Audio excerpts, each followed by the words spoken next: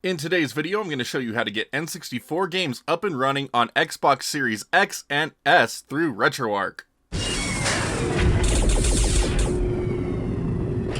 I don't think it's really any surprise by now, but I really like the N64. It is a console that meant a lot to me back when it was new. It is a console I have loved researching since then, and it is also a console that has had a lot of trouble with emulation over the years. In the last year or so, N64 emulation has really come a long way, and honestly, it's pretty awesome what we see here on the Xbox Series X once we get it all set up and going. There are still games that have a few issues, but overall a vast majority of the N64 library is perfectly playable and enjoyable on an Xbox Series X and S. So let's dive in. To get started with N64 emulation, all we need are N64 games. We don't need any BIOS files unless you're doing 64 disk drive, which I won't be covering because I don't own a 64 disk drive and haven't been able to legally back anything up. So to get N64 games, you could dump your own using a Game Shark or other type of N64 game dumper. I have a tutorial on my channel on how to use a Game Shark to do this with an old Windows 98 PC. Or you could search the internet for shady, illegal ROM sites and get them there, but I will not be providing download links for that as it is illegal and will get me in trouble, so no! Anyways, once you've sourced your N64 games, you can dump them onto the USB drive that you're using for your Xbox Series X or S, and then plug it into your console. After you have your USB drive hooked up to the Xbox, you can boot into Retroarch. And just as a quick reminder for everyone, this is a continuation from my original install Retroarch video, so a lot of my settings are defaulted from what I chose in that video, so if you haven't done those steps, refer back to it so you can have the same settings that I do as we get started. But anyway, once your USB drive is in place and you're in Retroarch, you're free to start loading N64 content, so you can do this through the Load Content menu. Go down to your E drive, choose your N64 games folder, and load a game. I hate that method. It is slow, it's obnoxious, so I don't use it. What I like to do instead is make a console playlist, so I'm going to show you how to do that first before we go any further because it will just save you a ton of time in the long run. So from the main menu here, press left on your D-pad until you get to the Import Content tab. You can click on Scan Directory, scroll down to your E drive, find your N64 game folder, and tell it to scan this directory. Once that's finished, there should be a nice new N64 controller logo over on the right, and this has all of your N64 games. If for some reason this doesn't pop up or doesn't have all of your games included, you can go back over to the Import Content tab and click Scan File, or you could do a manual scan by choosing your content directory as your N64 game folder. System name, press right on your D-pad to scroll down to Nintendo, choose Nintendo 64.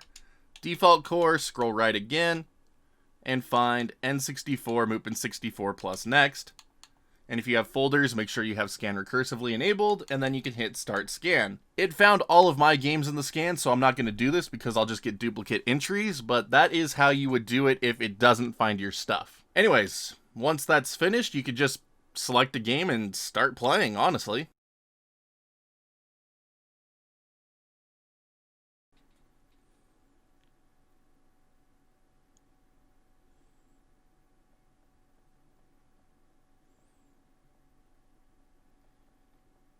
And here we go, N64 emulation up and running on an Xbox Series X, and honestly, for the most part, the default settings do a good job of blending performance and accuracy. So like, with default settings, you get a fairly good picture quality. It's not accurate to what an N64 actually outputs, but I'm sure a majority of you will agree that you probably like this better than traditional N64 graphics. For the most part, it does look good. Everything is emulating very smoothly. It's got a decent up-res by default. There's a minor couple of glitches here and there, but honestly nothing major that anyone who has done N64 emulation over the years has not become accustomed to. Even one of the N64's hardest games to emulate is perfectly playable right off the bat, and I have to admit this is pretty freaking awesome. Unfortunately, the trouble games like Battle for Naboo and Pokemon Snap just still aren't playable. As you can see, you can take pictures, but you can't really see what they are.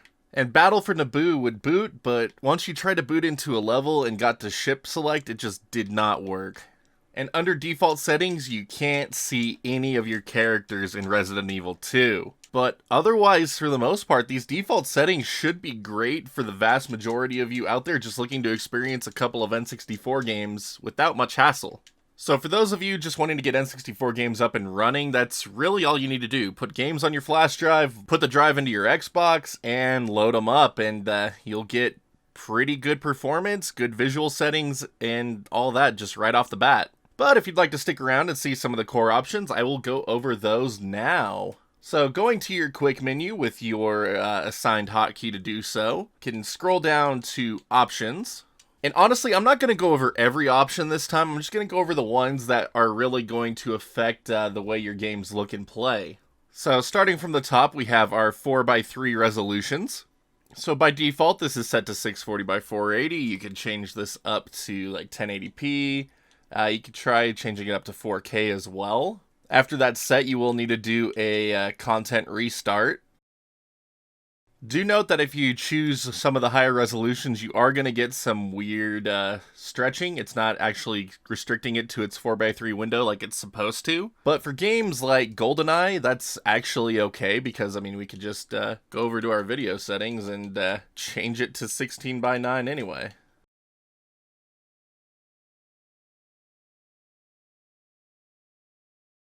Ta-da! Look at that. Beautiful. But that's just kind of a little bonus option there, sorry. I just thought you might enjoy that. Moving on, we have the 16:9 resolutions. So for games that include anamorphic widescreen, you can actually toggle this up to different resolutions as well. And then there is an aspect ratio toggle here for you to use to change between 4:3 and 16:9. While many games will run at full 4K without issue, if you want to have maximum performance, I don't recommend really going above 1080.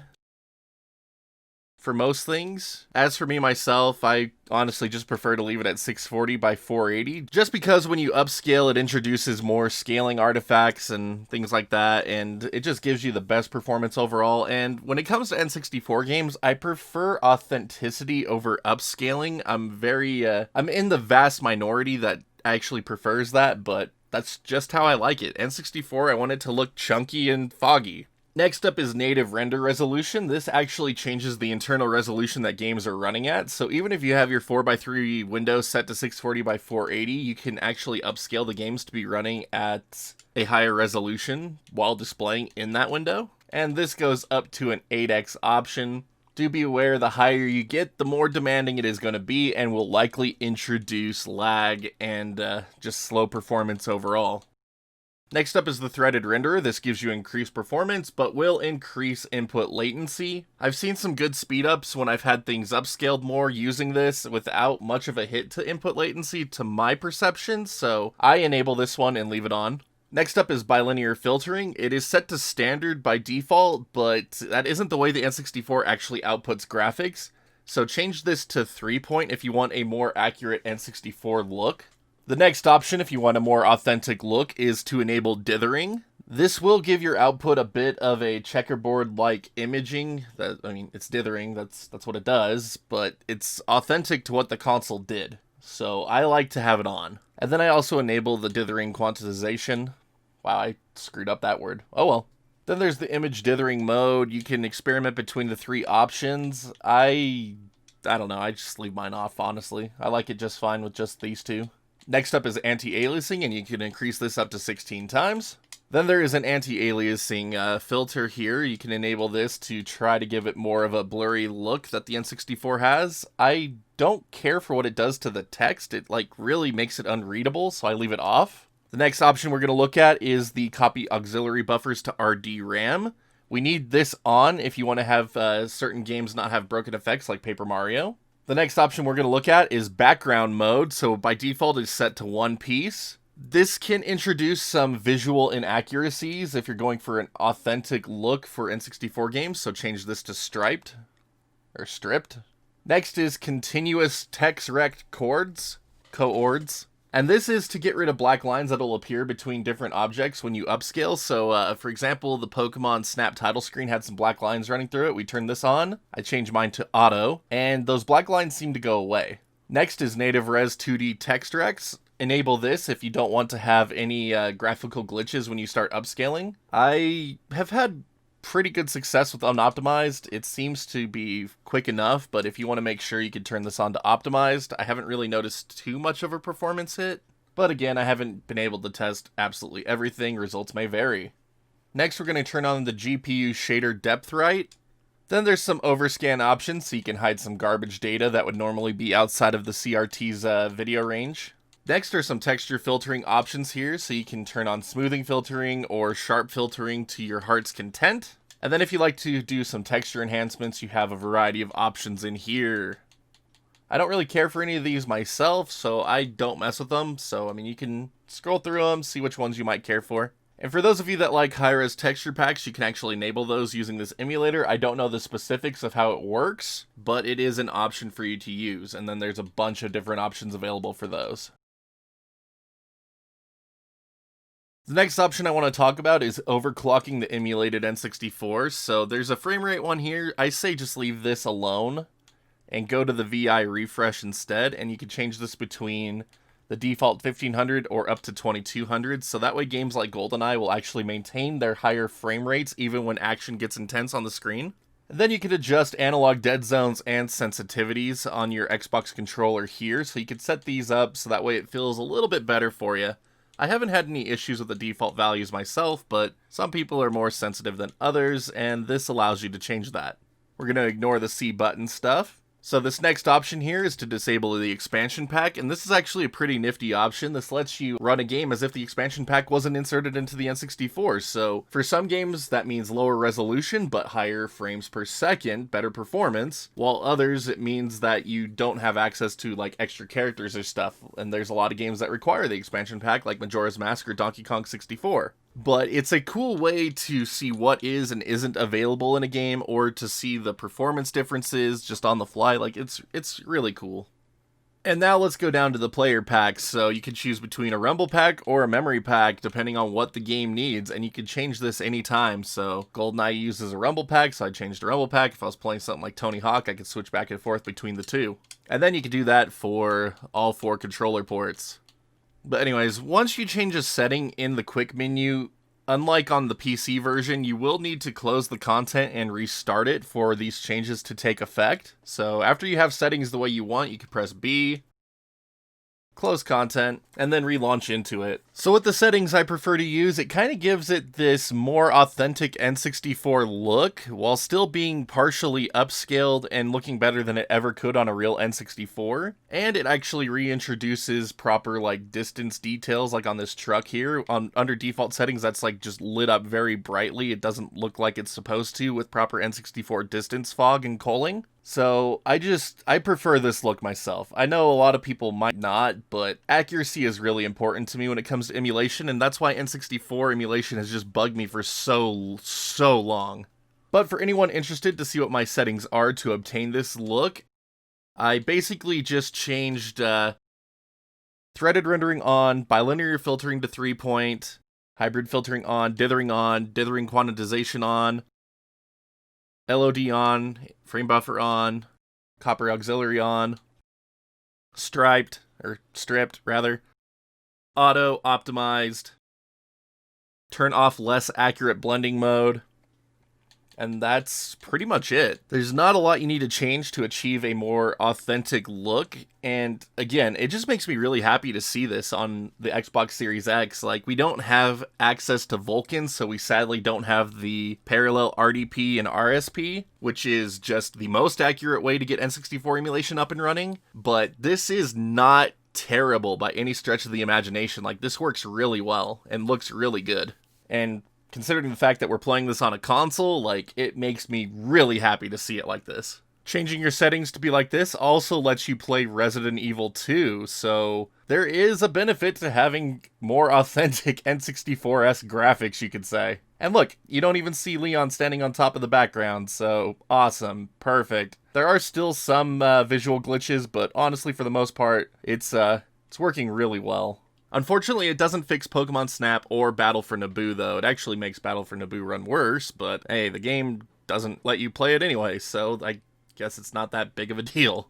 One thing to keep in mind, there's always going to be visual inconsistencies without an accuracy-based N64 video plugin, so as you can see in Majora's Mask here, Link's shadow kind of flickers in and out of existence. All shadows kind of flicker in and out of existence. The trail of footprints you leave behind kind of flickers on and off, but that's just to be expected with the level of emulation we're looking at here, as of right now, that is. But, I mean, things run. There is some mild shader compilation stutter that happens when new things appear on screen, so do be aware of these limitations, and you should have a pretty awesome time, to be honest. One last thing I'm going to go over real quick before we call this video is how to apply a CRT shader to your N64 emulation image to just really bring the whole package together. So going into the quick menu, you can scroll down to the bottom where the shaders tab is, enable it, and if you don't have shaders downloaded, you can just press B a couple times to go back to the main menu, go to Online Updater, and update GLSL shaders. Once that's finished, you can press B and go back into the quick menu, and then back to the shaders tab. So from here, we can load a shader preset, shaders GLSL, go down to CRT, and there are a million shaders to choose from to make your game look anywhere from composite to component to anything under the sun, really. I prefer to use CRT Easy Mode myself. I think it gives an image that is pretty reminiscent of my old Sony Trinitron.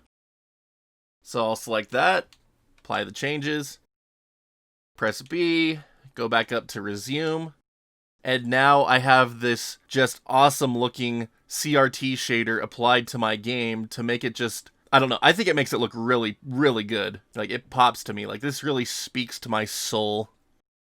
Anyways, once you have your settings configured the way you like, go ahead and go back into your quick menu and scroll to the bottom and click on overrides. And if you want to use the same settings on every N64 game, you can save them as a core override, which is what I'm going to do here because these are the settings I like to use on most everything I'm playing so far. But if there is a game that you want to have different settings on, you could save it as a specific game override. That way, whenever you play that one game, it will have different settings from the rest of your core. But that's going to do it as far as N64 emulation is concerned on the Xbox Series X and S versions of Retroarch. You get this awesome blend of performance and accuracy. You're able to change settings to make it look pretty authentic to an N64 image, even while being upscaled. Not as good as the parallel RDP and RSP you can get on PC, of course, but considering we're on a console that doesn't have Vulkan, like, this is probably some of the best I've seen. It's just so awesome. I'm so happy that we can get this level of quality out of a console emulating N64 finally. As always, if you happen to have any questions, feel free to ask them in the comments section below, and I will do my best to try to help you out. But now if you could all do me a huge favor and hit that thumbs up, thumbs down button, just depending how much you like today's tutorial. And if you haven't already, make sure to hit that sub button, so every time I upload a new tutorial like this one, you will be able to see it. Goes a long way to helping out the channel and keep it growing as it has over the last couple of weeks, thanks to all of you. And I am just grateful to all of you for that. But that's it for this video, so until next time, all of my wonderful internet peeps, stay awesome, and we will see you back next video.